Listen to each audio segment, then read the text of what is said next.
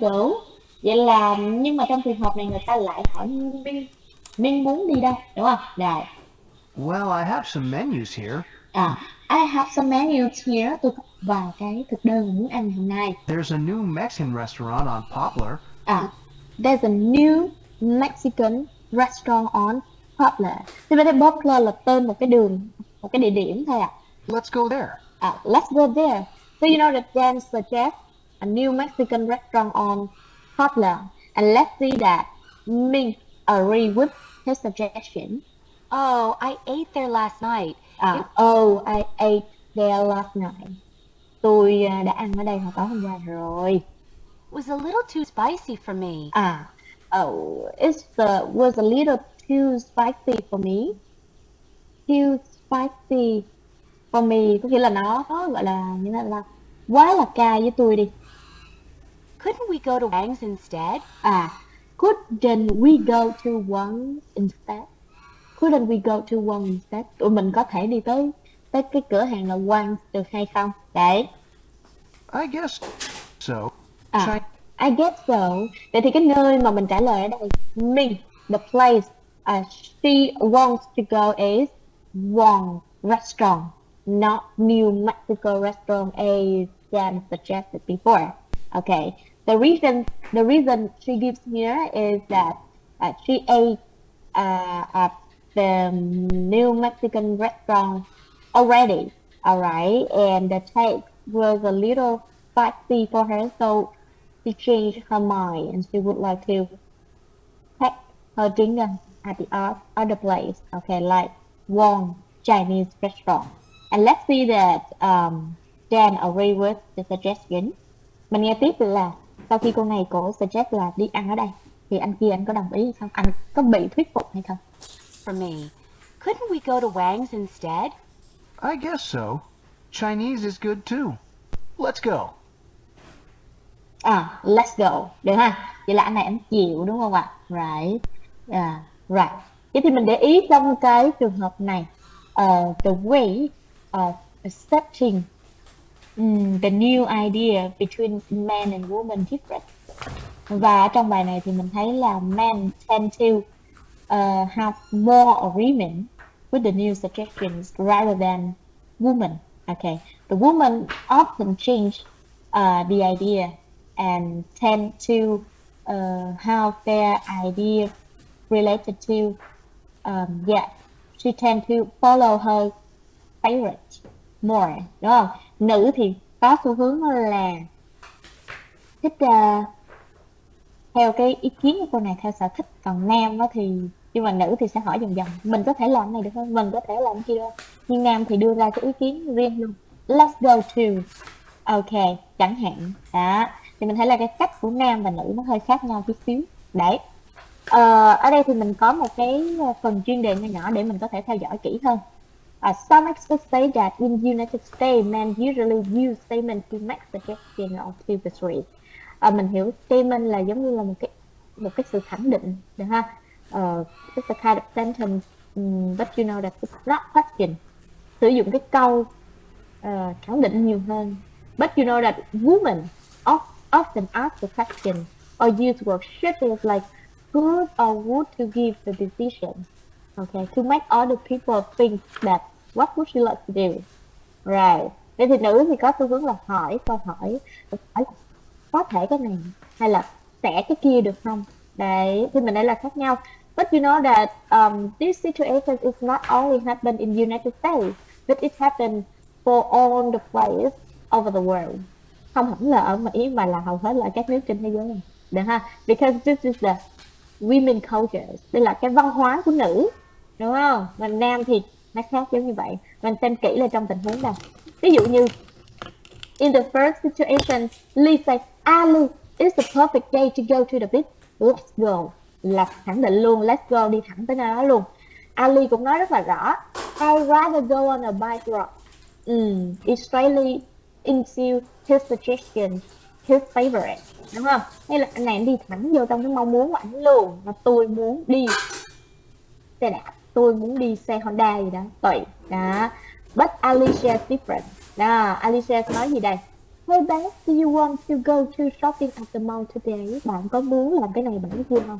Rõ ràng là ý cô này muốn, đúng không? Nhưng khi đặt câu hỏi là hỏi người kia có muốn vậy không? Right. Hoặc là trong cái tình huống ở đây, bé trả lời là gì? I think I've been spending too much money lately. Wouldn't you rather go for an athlete in the mountains? Là bạn có muốn, là bạn có thích đi bộ lên núi hay không? Rõ ràng là ý cô này cũng không muốn đi ý kia, cũng muốn đi lên núi, nhưng mà cô lại đặt câu hỏi là bạn có muốn đi hay không đấy. Rồi Minh say, oh, I ate there last night, it was a little too spicy for me, couldn't we go to Wong's instead? Mình có thể đi tới nhà hàng của Wong hay không? Đấy, thì mình thấy đây cũng là một cái style của nữ, đúng không ạ? They don't want to give a statement, they just like a question or some kind of things make other people choose, but not them, đúng không? Như là thích đặt câu hỏi và thích đưa cho người khác lựa chọn hơn là.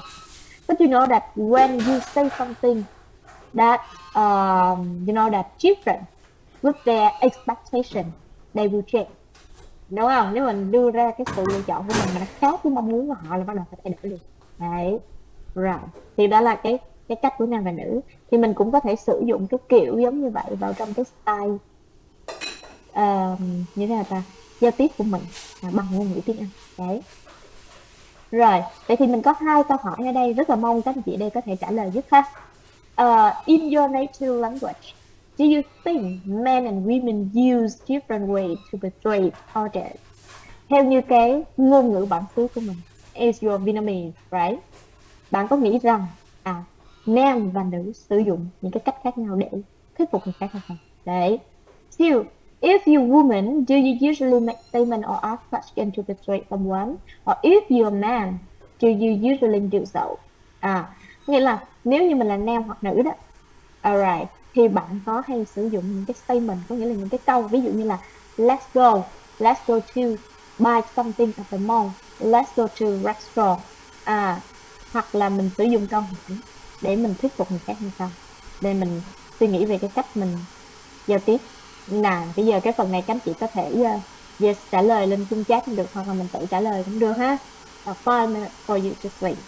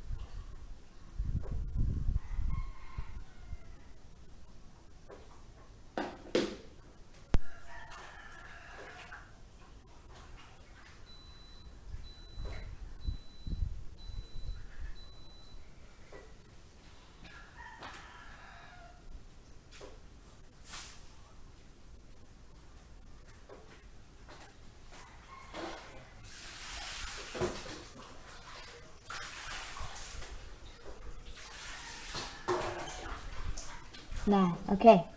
The first question, in your native language, do you think men and women use different ways to persuade others? Okay, actually that of course we say yes.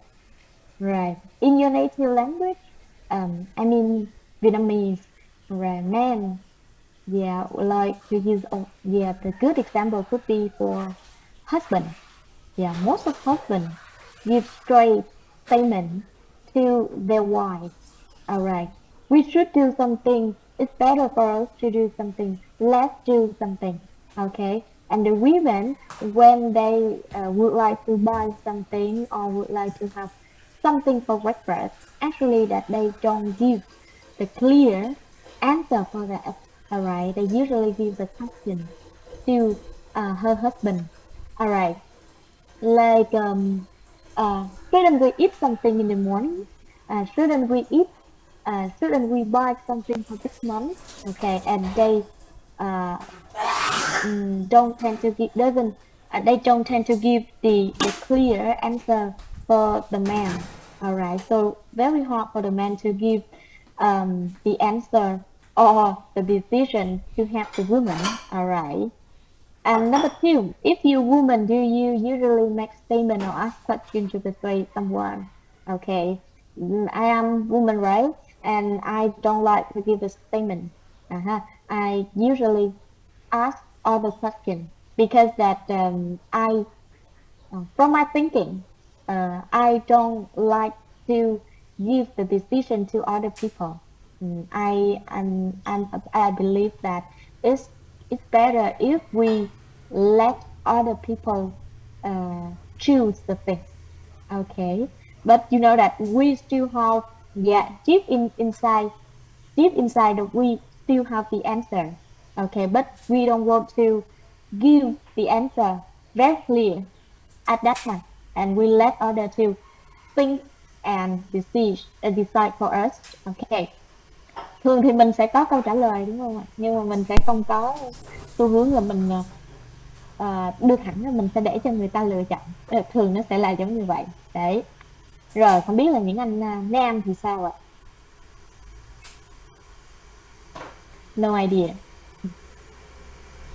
Okay, you just type your name but you don't give the answer.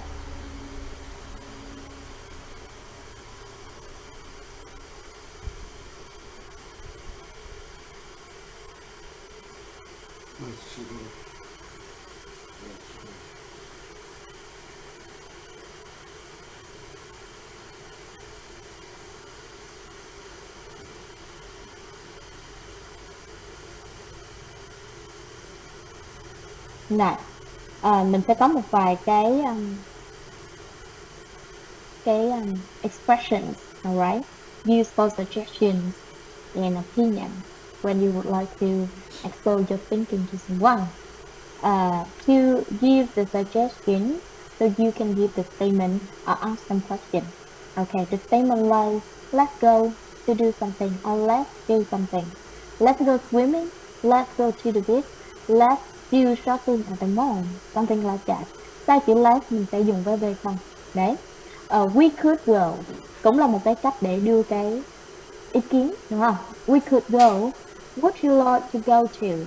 Wouldn't you like to go to? Would you rather go to a big city? Wouldn't you rather go sightseeing? Okay, like this. Right. Expressing for opinion. Alright. To give the expression of opinion, so you can give I like to go. Thì cái cụm từ mà I like to ở đây có nghĩa là tôi thích làm, tôi muốn làm. Cái chữ like đang tại chỉ sở thích mà đang chỉ về cái mong muốn của mình đang muốn thực hiện một cái hành động gì đó. I like to go to the mountains. I don't like to go fishing. I rather go water skiing. Ok, thì cái cụm mà rather go hay là rather cộng với v không á, thì nó có nghĩa là tôi muốn làm cái kia hơn, tôi thà là làm cái này thôi. Ví dụ như bạn mình rủ mình ha, let's go to the beach. Xong mình trả lời là I rather stay home, tôi ở nhà còn hơn. It's too cold outside, trời quá lạnh, I rather stay home, tôi thà ở nhà. Thì đó là cách để đưa ý kiến cho mình. Rồi, thì mình có thể chọn. Tại sao mình lại dùng những cái cụm là I like you, I don't like you, I rather, mà mình không dùng là I go to, mình không dùng thẳng đó. Thì khi mà mình sử dụng những cái cụm như là like you hay là rather hay là would you hay là could you giống như vậy, thì nó sẽ thể hiện cái sự politeness, có nghĩa là cái sự lịch sự, và mình mình nhún nhường hơn trong cái tình huống giao tiếp của mình, hơn là mình sử dụng. Nếu mà mình sử dụng không có good, không có like to, thì câu của mình nó rất là giống câu ra lệnh ha. Right, so mình thêm cái phần, mình cân nhắc thêm cái phần này. Right, mình sang với một cái chuyên đề nữa, đó là chuyên đề get meaning from the context. Right, có nghĩa là liên quan tới nghe ngữ cảnh, đúng không ạ? Mình sẽ có vài cái từ vựng ở đây.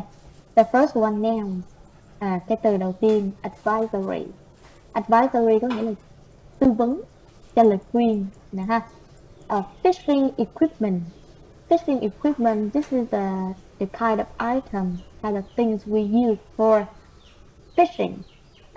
Yes, like the net, yes, on the food item for catching fish. Những cái trang thiết bị hay là những cái món đồ ăn mà mình dùng để mình câu cá, fishing equipment, trang thiết bị câu cá, đúng không? Flash, flirt, right. Cái chữ ở phía sau này ha, có hai chữ O nhưng ta sẽ đọc là flirt, nó khác với chữ food của mình, hơi giống giống chữ food đúng không ạ, nhưng đọc là khác. Flirt and flash, flirt, flirt mình hiểu giống như là lũ quét vậy đó. Flirt có nghĩa là lũ, flash là nhanh, flash, flirt lũ quét. Luggage. Luggage, this is the amount, the number of things you will take with you when you in the trip. Những cái những cái hành lý, những cái món đồ mình sẽ mang theo khi mà mình đi du lịch. Trunk. Trunk có nghĩa là cái nếu mà nói về động vật, yeah, the elephant has trunk. Con voi thì nó cái trunk, cái vòi. Nhưng mà mình nói về xe đó thì trunk. You know that this is the type of space behind your car used to pack your luggage or used to contain your luggage and your things when you drive the car. Thì mình hiểu cái này giống như là cốp xe mình sử dụng để mình pack hành lý hoặc là mình để đồ trong đó, được không? Rồi, take up the space. Take up the space. Take up có nghĩa là chiếm khoảng không gian này đó, được không? The space, không gian. Tent. Thường mình có cái chữ tent có nghĩa là cái lều, được không? Rồi, nhưng mà cái chữ tent ở đây nó là động từ. It means that you build your tent, okay, when you're in a trip. Có nghĩa là mình xây dựng cái lều, mình làm cái lều nơi mà mình ngủ, để dựng lều. Đấy. Adjective freezing. Thì cái chữ freezing này nó có nghĩa là too cold đó. Ví dụ thường mình nói là trời rất là lạnh để đi ra ngoài. It's too cold to go outside, đúng không? Đấy, nhưng mình có thể sử dụng cái từ đó là it's freezing to go outside. Đấy, thì cái chữ freezing means too cold. Còn trong vài tình huống nghe thì mình sử dụng từ này nó sẽ hay hơn. Đấy. Rồi, mình sẽ nghe một cái bài liên quan tới ngữ cảnh.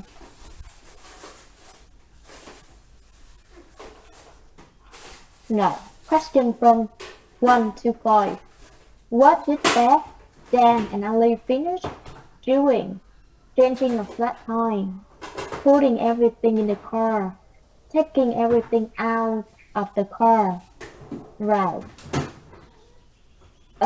Vậy thì Beth, Dan and Ali finish doing, đã vừa làm xong cái gì, đúng không? Changing a flat tire. You remember the meaning of flat tire? When your car tire is broken, or you know that there's no air inside, so we say flat tire. And changing a flat tire means that you use a spare tire to take up to replace for the broken one. B. Putting everything in the car, bỏ mọi thứ vào trong xe. C. Taking everything out of the car, nghĩa là đem mọi thứ ra khỏi xe. 2. What are Beth, Dan and Ali going to do? Nghĩa là ba người này dự định làm cái gì? Eat a picnic lunch in the desert. Ok, có nghĩa là ăn trưa picnic ở sa mạc. Lạ lạ ta. Right. Next one B.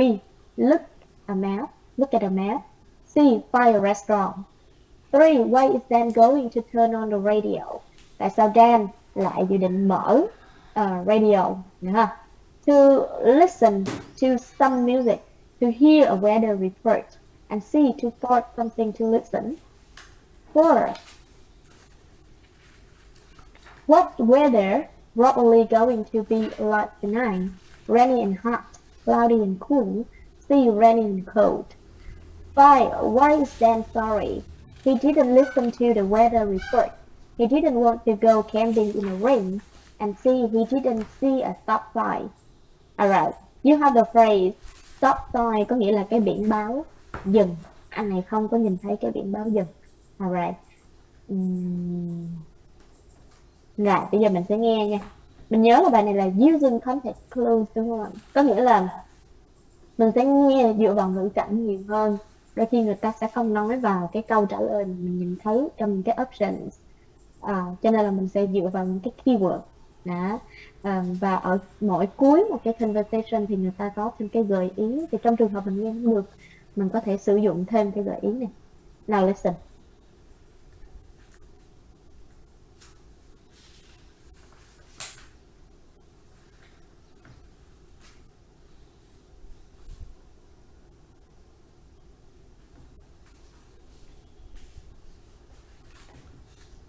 Page 189. Activity 2. Using context clues. Conversation 1.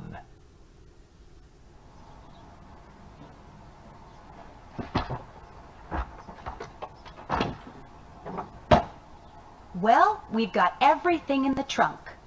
I thought the tent wasn't going to fit. The sleeping bags and fishing equipment take up a lot of space too. You guys have too much luggage, too. Question 1.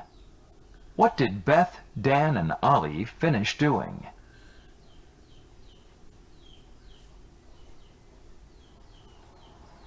We just got everything in the car, and it's already almost lunchtime. Conversation 2. Yes, so let's go find something to eat. Where? There's not a town or restaurant anywhere near here. Yes, there is. Look at this map. There's a town about 5 miles from here. You're right. Let's go. Question 2. What are Beth, Dan, and Ollie going to do?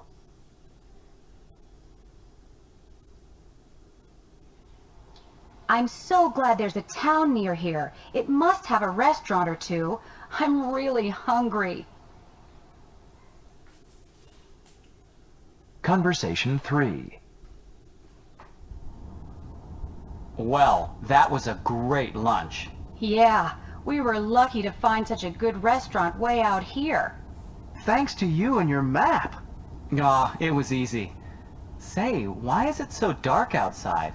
Look at that sky.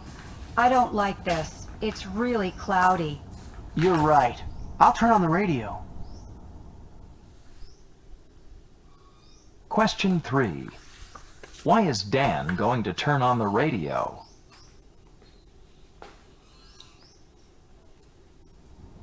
Yes, see if you can find a weather report. Conversation 4. And in southern New Mexico, there's a flash flood advisory through this evening with a 50% chance of rain this afternoon, increasing to 70% tonight. Lows expected tonight near freezing.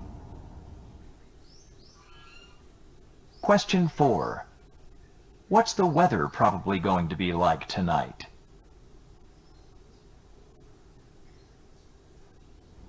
Did you hear that? It's going to be really rainy and cold tonight. Conversation 5. Maybe this is the night for us to stay in a motel. I think so too. Camping's fun, but not in the rain.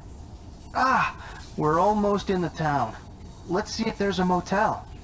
Dan, why didn't you stop? Yeah, didn't you see the sign? You could get a ticket. No, I didn't. Sorry, guys. Question 5. Why is Dan sorry?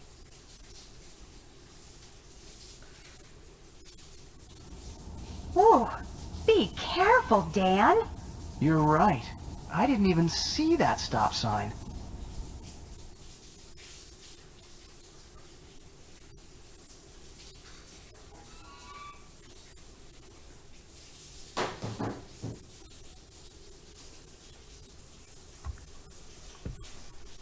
Page 189. Activity 2. Using context clues. Conversation 1.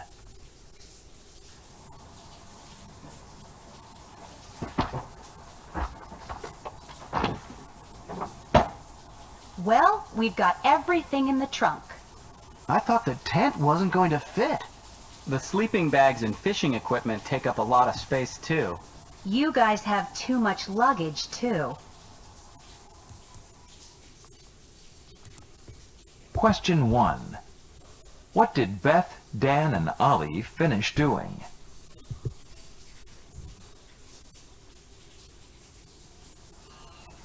We just got everything in the car, and it's already almost lunchtime. Conversation 2. Yes, so let's go find something to eat. Where? There's not a town or restaurant anywhere near here. Yes, there is. Look at this map. There's a town about 5 miles from here. You're right. Let's go. Question 2. What are Beth, Dan, and Ollie going to do?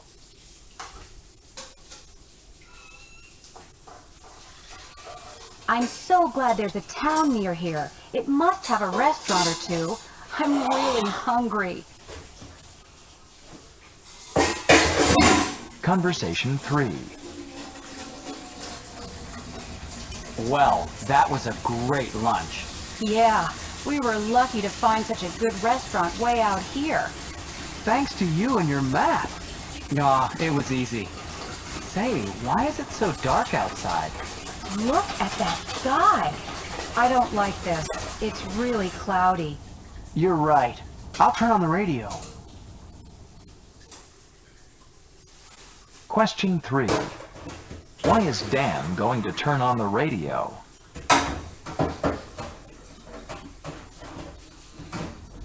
Yes, see if you can find a weather report. Conversation 4. And in southern New Mexico, there's a flash flood advisory through this evening with a 50% chance of rain this afternoon, increasing to 70% tonight. Lows expected tonight near freezing. Question 4. What's the weather probably going to be like tonight?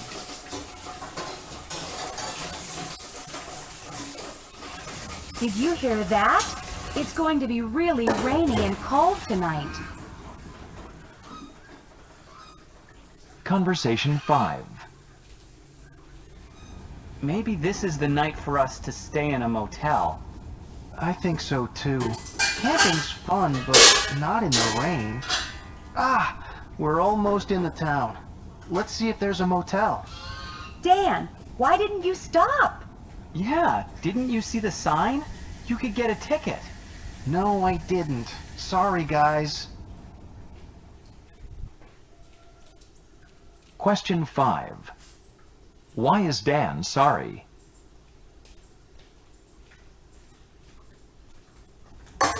Whoa, be careful, Dan. You're right. I didn't even see that stop sign.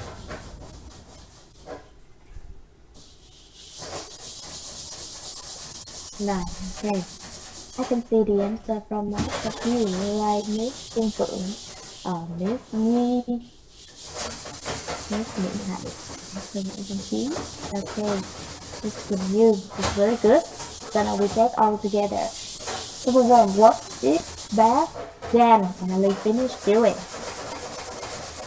Page 189. Activity 2. Using context clues.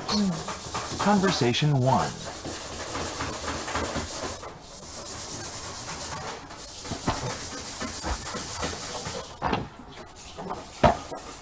Well, we've got everything in the trunk. Well, we got everything in the trunk. Bây giờ mình có đầy đủ mọi thứ ở trong cái trunk hết rồi, trong cái cốp xe hết rồi. I thought the tent wasn't going to fit. I think the tent was not going to fit. Mình có cái cụm từ fit, vừa, đúng không ạ? It's not going to fit có nghĩa là nó không có vừa. Tôi nghĩ là cái lều nó không có vừa đâu. The sleeping bags and fishing equipment take up a lot of space too. Okay. The sleeping bag, cái túi ngủ, and the fishing equipment taking a lot of space too. Cái thiết bị câu cá với cái lều ngủ thì nó chiếm không gian quá, đúng không ạ? You guys have too much luggage too. You guys have too much luggage too. Đấy, hai bạn có quá nhiều hành lý đó mình, đúng không? Too much luggage. Right. Thế thì mình đọc như chỗ này là mình biết không thể nào là changing the flag thôi, cũng không thể nào đó là taking everything out. Tại vì nó là we got everything in the trunk. Mình có đầy đủ mọi thứ trong cốp rồi, lấy ra làm chi, đúng không ạ? Now, the clue. Question 1. What did Beth, Dan, and Ollie finish doing?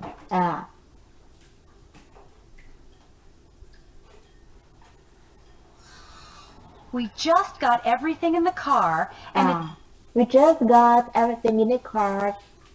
it's already almost lunchtime. Already is almost lunch time. Nó sẵn sàng để có luôn cái đồ để ăn trưa luôn rồi. Đấy.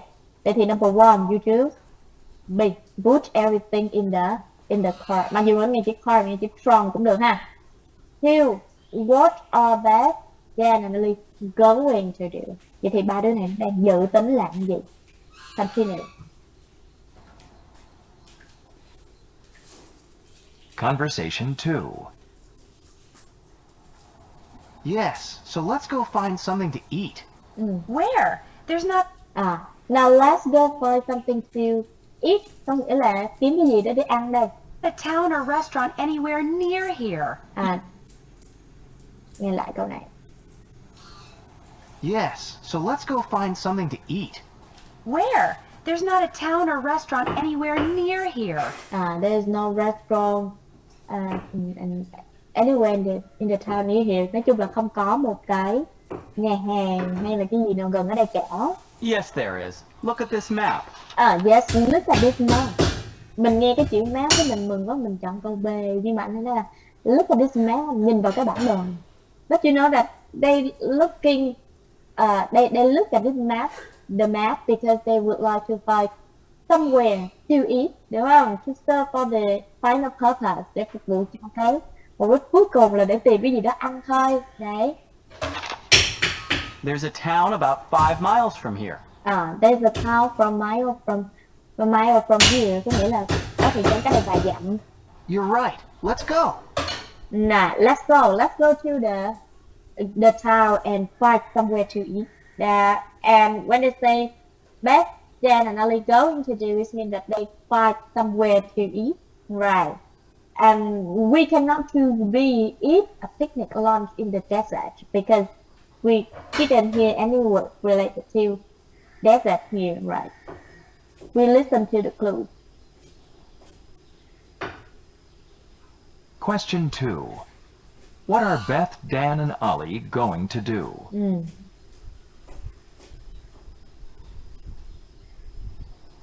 I'm so glad there's a town near here.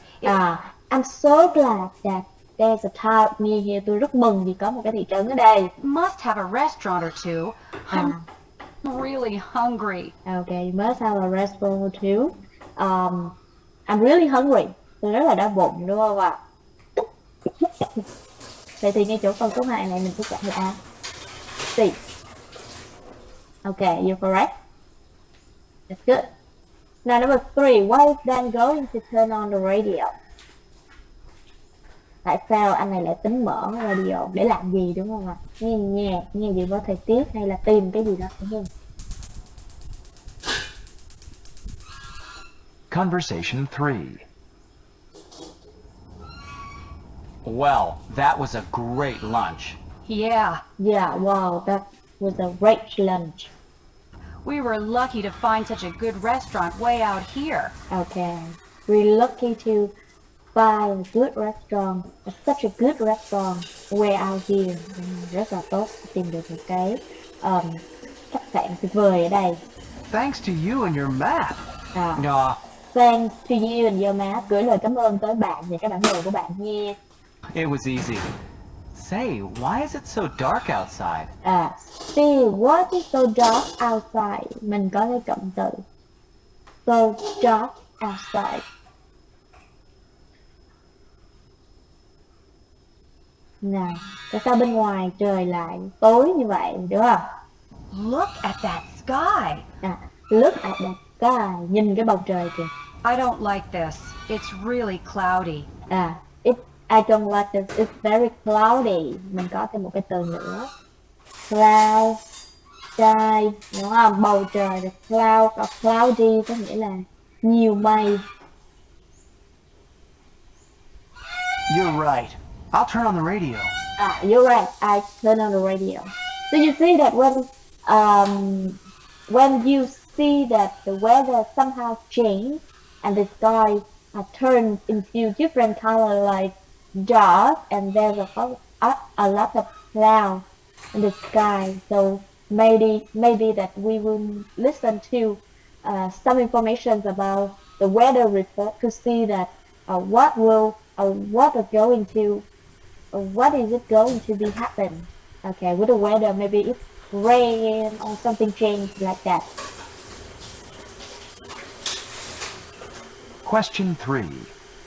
Why is Rồi, vậy thì ngay chỗ cái câu số 3 ta sẽ dự định để chọn là B, đúng không ạ? Tại vì mình nghe là dark, cloudy and sky thì nó sẽ liên quan tới thời tiết. Dan going to turn on the radio?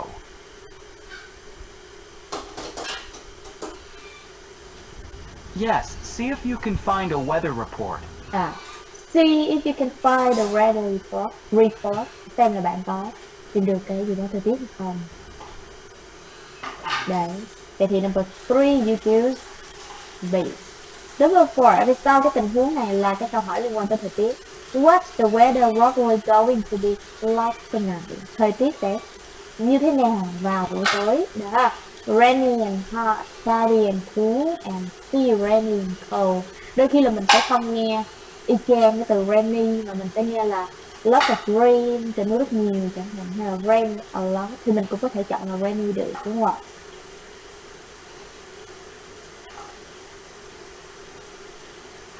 Conversation 4.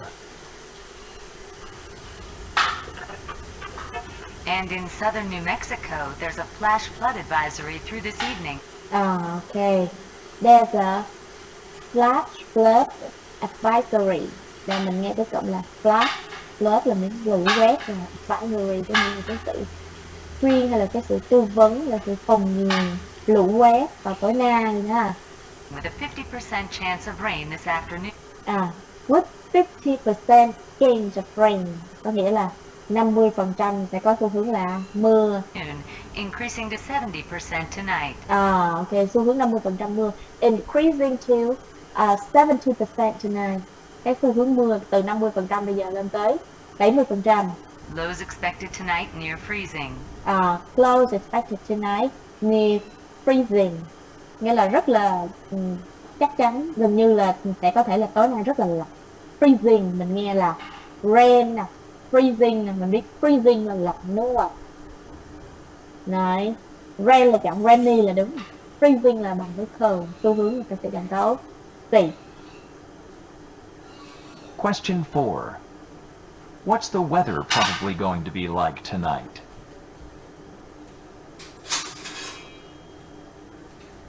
Did you hear that? It's going to be really rainy and cold tonight. Yeah, it will be really rainy and cold tonight. Thấy không? Yeah.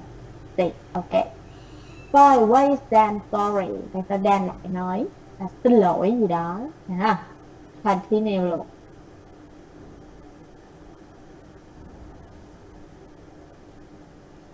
Conversation 5. Maybe this is the night for us to stay in a motel.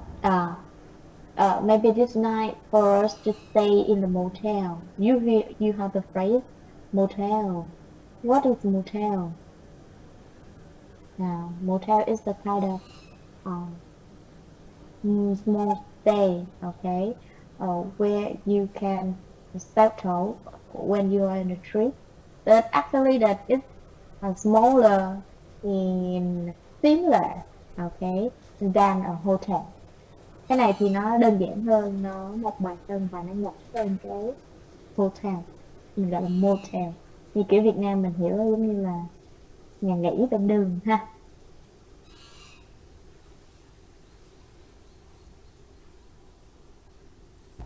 I think so too. Camping's fun, but not in the rain. Camping is fun, cắm trại thì vui đó, but not in the rain, nhưng mà không phải là trong lúc mưa. We're almost in the town. We're almost in the town, mình tới thị trấn rồi. Let's see if there's a motel. Let's see if there's a motel. Hãy xem là ở đây có cái nhà nghỉ nào không. Dan, why didn't you stop? Yeah. Dan, why didn't you stop? Tại sao bạn lại không ngừng đi? Didn't you see the sign? You can... Didn't you see the sign? Này, câu này.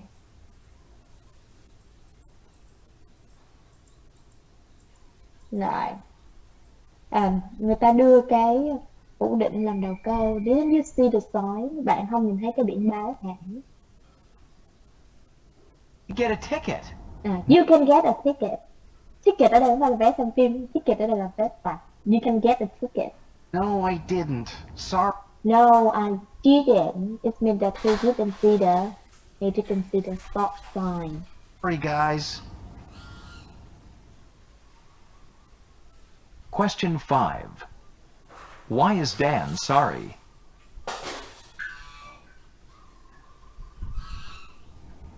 Oh, be careful, Dan. You're right. I didn't even see that stop sign. Be careful, Dan. You're right. I didn't see the stop sign. Thậm chí là tôi còn không nhìn thấy cái stop sign nữa này. Ok. Vậy thì ngay chỗ này câu số 5 mình sẽ chọn là C. He didn't see the stop sign. Right. Được ha. Các anh chị trả lời ổn không ạ? Now, we come to the next part. The continue in part. This is about tour guide information. You will listen to the instructions about a tour guide. Alright. The first one. What is the meaning of tour guide? Who is the tour guide? A tour guide. The person, maybe a female, usually female, male, right?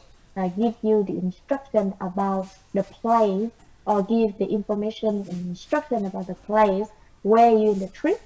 For example, when you go to the attraction, yes, so he or she will give the information about where, what, and when. Yeah, some details of information about the place.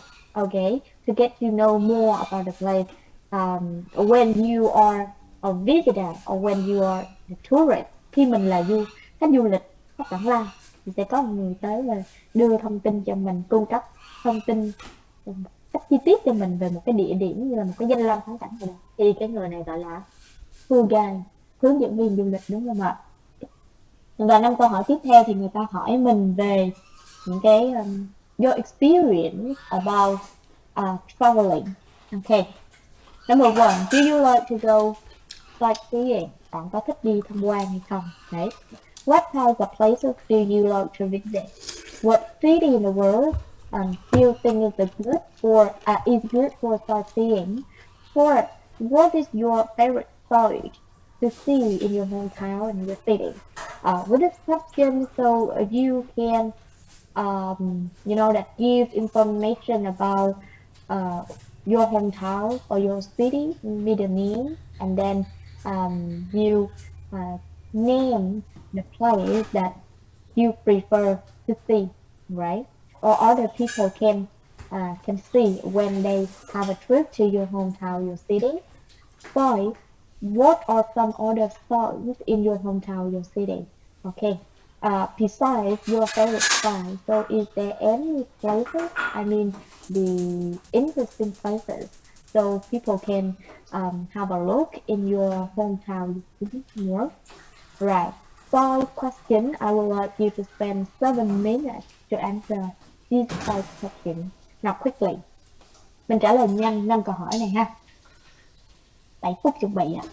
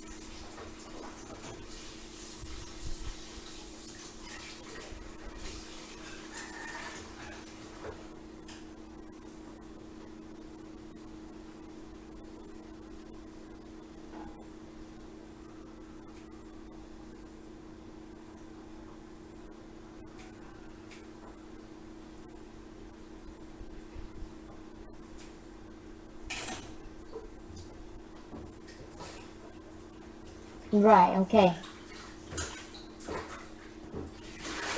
I have seen the answer from some of you. Very good. For the first question, Miss Mỹ Hạnh say that do you like to go sightseeing? Right. She answered, yes I do. Yes I like. Câu hỏi họ do you, mình trả lời là yes I do đúng không ạ? Hoặc mình có thể dùng một số cụm, ví dụ như là absolutely hay là definitely, cũng là một cái cách thay cho cái chữ yes I do. I like to have a seat, have a visit, là have a trip in Đà Lạt. Mình có thể thay đổi chút xíu. Hoặc là I would like to go to Đà Lạt to see Xuân Hương Lake, đúng không ạ? Hồ Xuân Hương thì là Xuân Hương Lake, right? I think Paris. For question number 3, you say that Paris would be the place good for sightseeing in the world. Number 4, I like the site in Đà Lạt, so I like to visit in Đà Lạt. It is romantic. Oh, when you say about Đà Lạt as an attraction or the famous place in our country, the best thing in Đà Lạt is the weather. I mean the cold weather. Right, not many places in Vietnam have the cold weather where you can, that freely to wear the freezing or cold outfit, right? If you like to wear the sweater or that the wool clothing, yes, you cannot wear in Vĩnh Long or in Ho Chi Minh City because the hot weather. But in Đà Lạt, we can have a nice picture, right? With good outlook of wool clothing like that because the freezing and cold weather and sometimes in the year, right? And together with that, Đà Lạt, it gives the people the silent and peaceful feeling, alright, and the romantic scene, right? It's really good for the nice couple. It's so romantic, yeah, I see. Number 5, I like Hồ Xuân Hương Lake. I think this is Xuân Hương Lake. I like Xuân Hương Lake, a friend waterfall, and Valley Love Valley, Valley of Love, something like that, and many other places in Đà Lạt. I would love to go sightseeing. Right, good. Anyone else?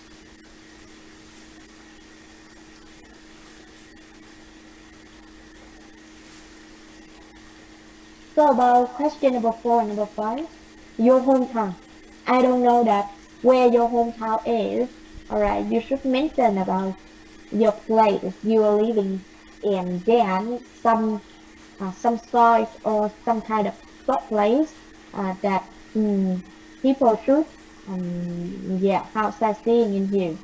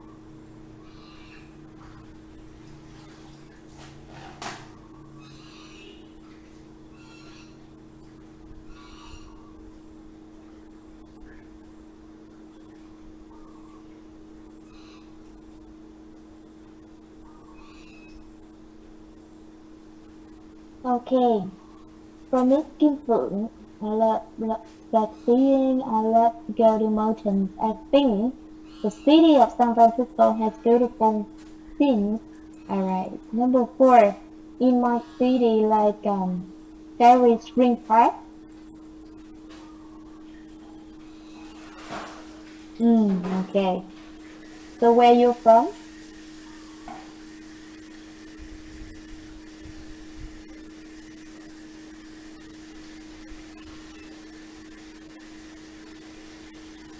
Anyone else?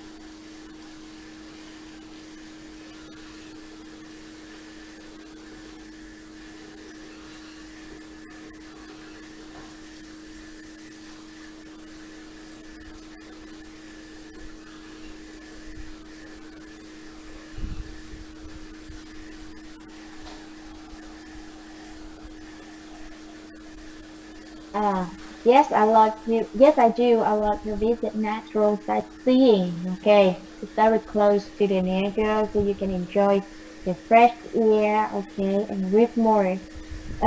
Number 3. For me, the good sightseeing is a boat ride. Um, for in my hometown, you can visit Danbury Waterfall, um, Phước Huệ, Phước Huệ Pagoda, and Cát National Park. Alright, that's good. Many places for the natural sightseeing. Good. And 5, you're thinking 5. Nice. Thank you for your all idea. Khi mà nói về những cái nơi mà để địa điểm du lịch á, đấy, đặc biệt là sightseeing á, yeah, when you come to a place, so actually that you will receive a map, and like the pictures you can see on the screen, this is a good example for the map. And on the map, the people can spot it somewhere. I mean the attraction for the people to follow, and the tour guide will give you more information about the spotted place, like what this place is about and where exactly on the map, so you can have a look. Right. Now you will listen to the information given by a tourist, about the tour guide. Alright, so she will give you the details about 1, 2, 3 places on the map. Cái cô này sẽ cung cấp cho mình thông tin chi tiết về 4 nơi ở trên cái bản đồ này, đúng không? Và mình sẽ nghe và mình ghi chú lại những cái thông tin này. Right, let's see. The first one, Capitol Building.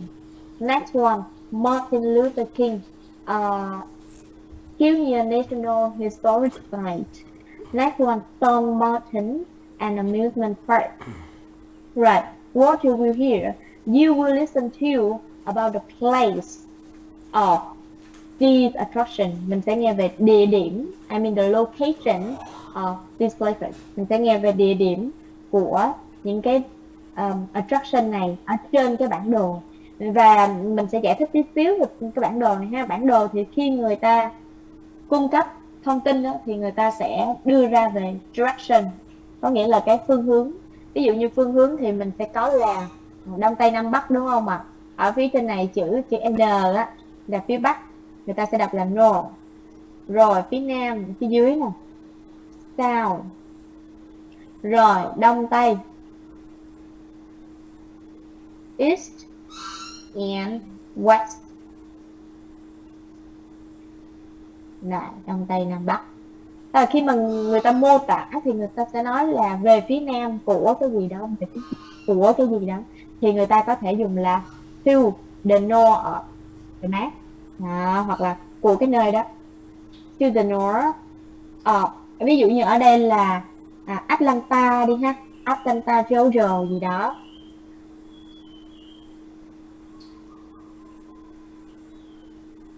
Đấy, ok.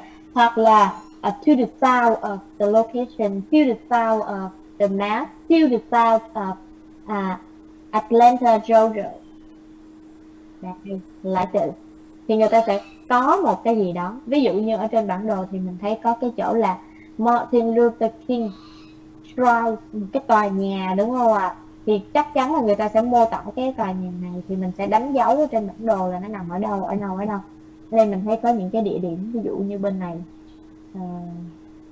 Đó, giống như cái hình tảng đá mình dự kiến này ha. Là ở đây để một cái khu gì đó để là MLK, chắc là viết tắt của Martin Luther King quá, đúng không? Rồi những cái con số ở trên đường này là số đường của đường cao tốc, lưu ý ha các anh chị ha. Rồi ở phía bên góc của bên này thì mình thấy có 6 cây cờ, 6 cây cờ thì mình để là 6 flags. Đấy, đây là một cái địa điểm để mình có thể ghi chú lại. Rồi ví dụ ở đây mình sẽ có đường cao tốc 20, 285, 75, nó theo hướng như thế này. Rồi có một cái khu Memorial Drive, khu vực để đường để tưởng nhớ chẳng hạn. Đó, bây giờ mình sẽ nghe và mình sẽ ghi chú xem là nó nằm ở vị trí nào. Cái bài này nó hơi khó tại vì cơ bản là cái map này nó đã khó rồi. Đấy, rồi bây giờ mình nghe thử nha. Nghe lần đầu tiên mình nghe thử thôi.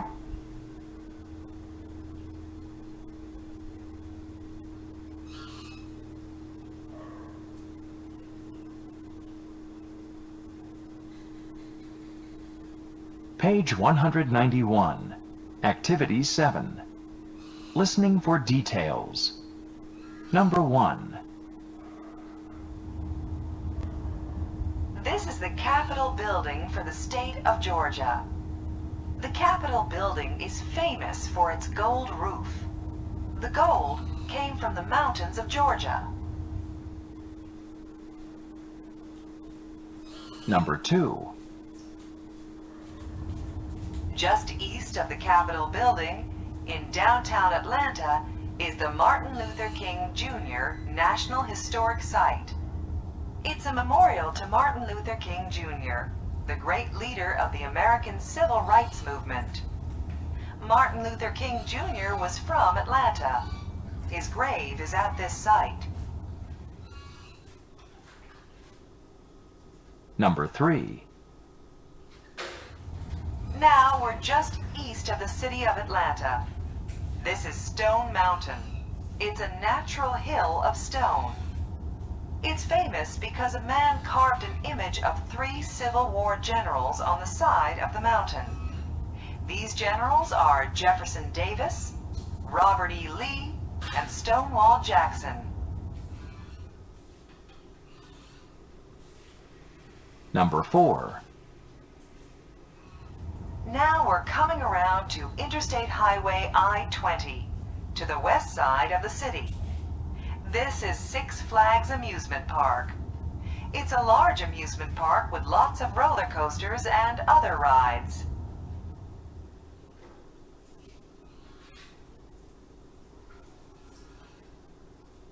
Là again, ở trong này mình gợi ý thêm một cái nữa, đó là roller coaster.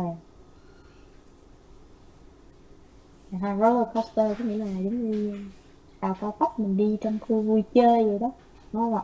Thì nó sẽ gần với một cái chỗ là amusement park, có nghĩa là khu vui chơi giải trí, công viên giải trí. Đó, bây giờ mình nghe lại lần nữa ha. Bài này nó hơi khó một tí xíu, mình cố gắng ha. Page 191. Activity 7. Listening for details. Number 1.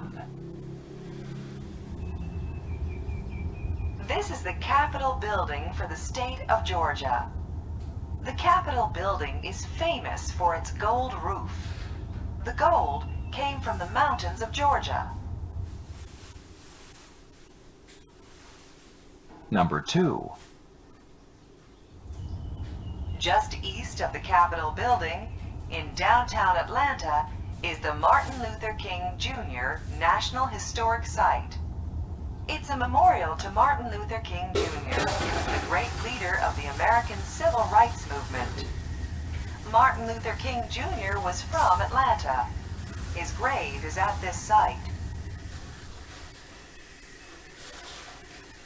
Number 3.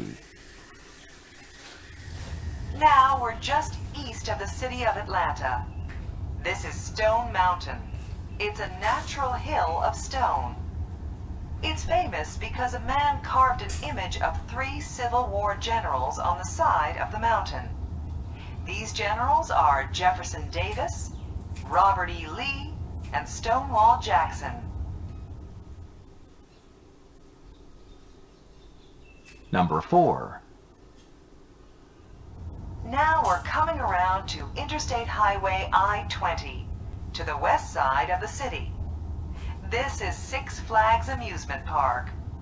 It's a large amusement park with lots of roller coasters and other rides.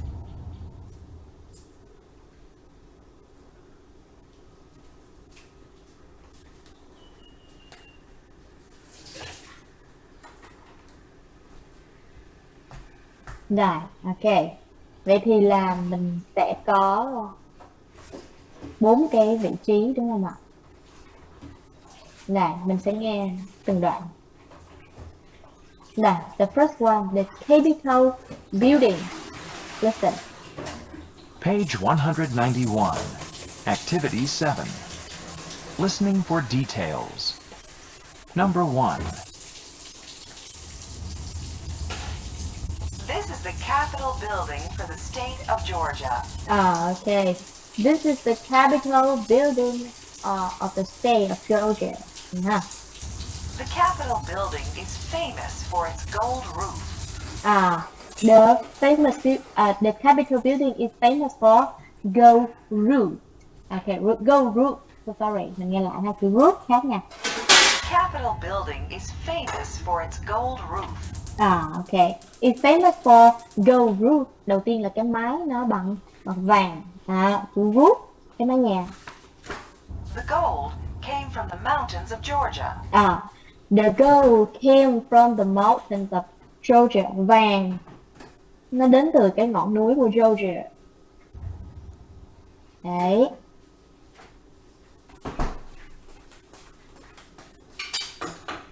Ok. Vậy thì nếu như mình nhìn trên cái bản đồ, đúng không ạ? If you look at the map, so you see that here. Chắc là đánh dấu ở đây miếng vậy ha. Right. Here. This is the building. Has the fruit. Okay. We cannot recognize that. No, we cannot make sure that if there is a gold fruit or not. But actually, this is the Capitol building. That has the fruit. Okay. So we make a guess that maybe Capitol building would be located here. Right. The information that this has the gold fruit and the gold come from the Georgia mountain. Right, cái này mình cung cấp thông tin ở đây thêm xíu ha. Gold fruit and gold come from Georgia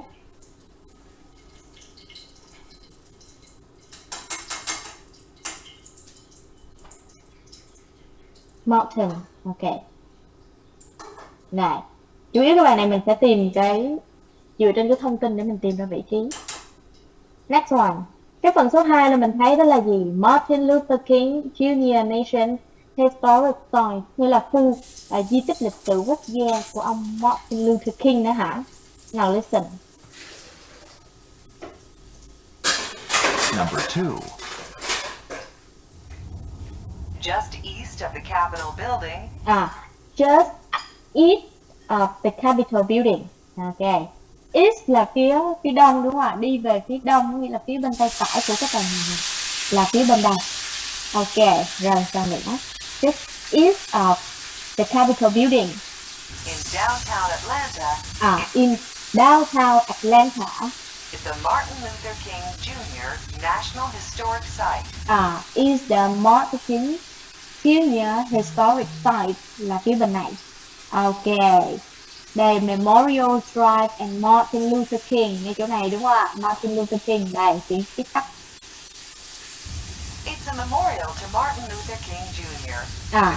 It is Memorial Martin Luther King Jr. là nơi để tưởng nhớ ông này. Great leader of the American Civil Rights Movement. A great leader of Civil Rights Movement America. Ok, có nghĩa là cái người lãnh đạo của bên đòi lại cái quyền công dân, đúng không? Cuộc nổi dậy của đòi lại quyền công dân của Mỹ. Để mình nghe lại chút này ha. Martin Luther King Jr., the great leader of the American Civil Rights Movement. Ok, the great leader of American Civil Rights Movement. Chữ movement á, bình thường mình hiểu nó là vận động, nhưng ở trong đây, trong những cái bài mà về chính trị hay là gì đó thì movement có nghĩa là cuộc nổi dậy. Đấy. Martin Luther King Jr. was from Atlanta. Martin Luther King Jr. was from Atlanta, và ông này thì ông đến từ cái khu vực này, khu Atlanta đó ha. His grave is at this site. His grave is out of this site. Ok, cái mộ của ông này thì nằm ở khu vực này. Is at this site, sorry. Rồi, vậy mình thấy là cái khu mà để tưởng nhớ, đúng không? Nó nằm trong cái khu di tích là phía bên đây. Đó, Memorial Drive và cái chỗ mà rừng cây ngay chỗ này, và mình nghe có cái cụm là his grave is at this site. Này, đây là cái nơi cái phần mộ của ông này thì ở cái khu vực này. Đó, vậy thì mình đoán là cái khu vực này nó nằm ở đây, và cái mộ của ông này ở đây, đúng không bạn? Đây, that's it.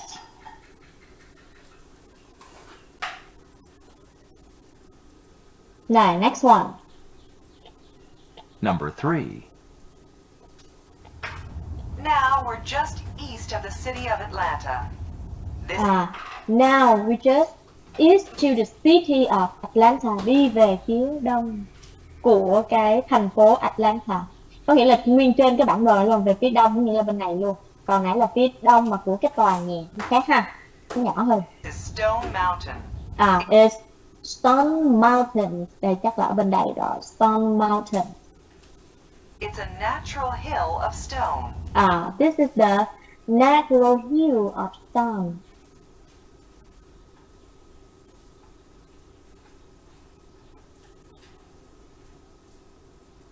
Đấy, là một cái đồi đá vôi tự nhiên, ha, đồi đá tự nhiên. It's famous because a man carved an image of 3 Civil War generals on the Ok, nó rất là đặc biệt tại vì ở phía trên cái đá đó thì khắc hình của 4 cái người gọi là 4 cái người lãnh đạo đó ha. Mình nghe lại chút này. It's famous because a man carved an image. It's famous because the man carved. It's famous because a man carved an Carved, người ta dùng từ carved nhưng mà từ great. image of 3 Civil War generals on the 3 Civil War generals. 3 Civil War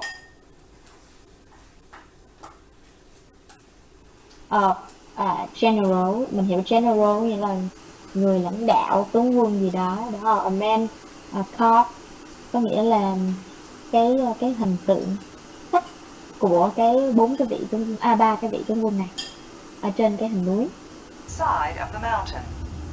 It's because a man carved an image of 3 Civil War generals on the side of the mountain. Okay.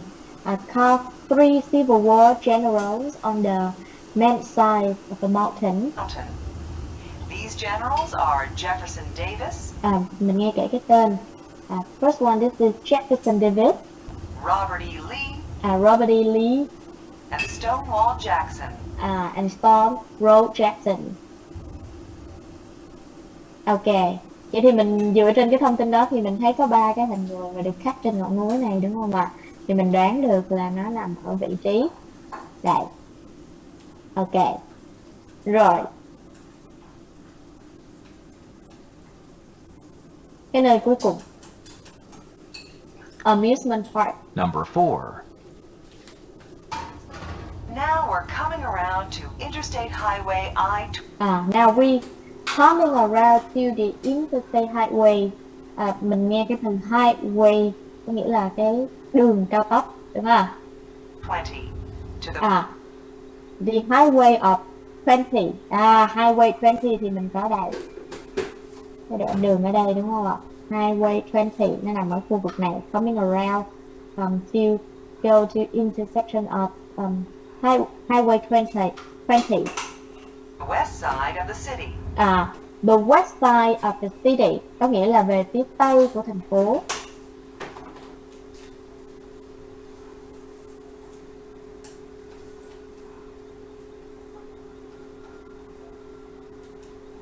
This is Six Flags Amusement Park. This is Six Flags Amusement Park, nghĩa là cái khu công viên pháo cờ, đúng không? Ở đây mình thấy pháo cờ đây, đấy. It's a large amusement park with lots. Okay, it's the largest amusement park, là cái khu công viên lớn nhất. Of roller coasters and other rides. With the roller coaster and other rides, có nghĩa là những cái đường đi cao tốc và những cái đường khác. Rồi, vậy thì mình dễ dàng đoán được là nó nằm ở vị trí này, đúng không ạ? Rồi, cái bài này thì mình nghe để mình định hình về cái vị trí và mình tìm địa danh ở trên bản đồ. Thế nhà nếu như có thời gian thì các anh chị nghe lại và note lại những cái thông tin chi tiết về những cái nơi này, dạ ha. Mình nghe là biết được chính xác là người ta đang nói về cái nơi nào. Rồi.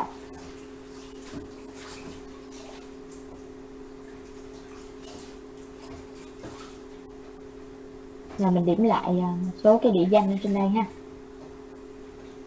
Đây, đây, đây và đây. Ok. Bài này hơi khó một tí nên cần các anh chị nhà nghe thêm. Rồi, đây là địa điểm chính xác của 4 cái nơi này, mình có thể ghi chú lại ha.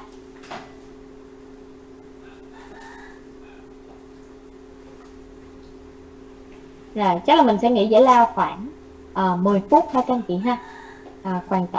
Khoảng tầm cỡ 10 giờ các anh chị quay trở lại giúp. Ok, 10 minutes for break time.